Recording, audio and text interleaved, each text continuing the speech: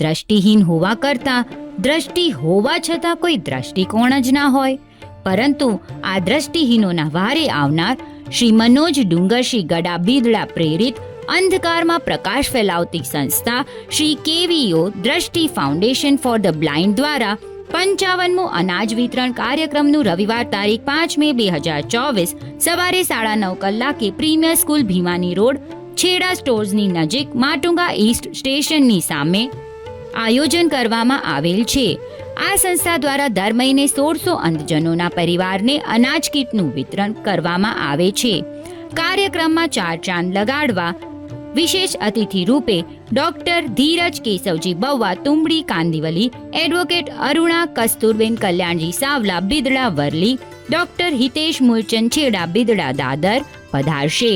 કાર્યક્રમનું સંચાલન શ્રીમતી રાખી વિપુલ શાહ ગંગર, નાંગલપુર થાણા દ્વારા કરવામાં આવશે. દરેક અંધજનોના પરિવારને ફૂડ પેકેટના વિતરણના દાતા આવકાર્ય છે.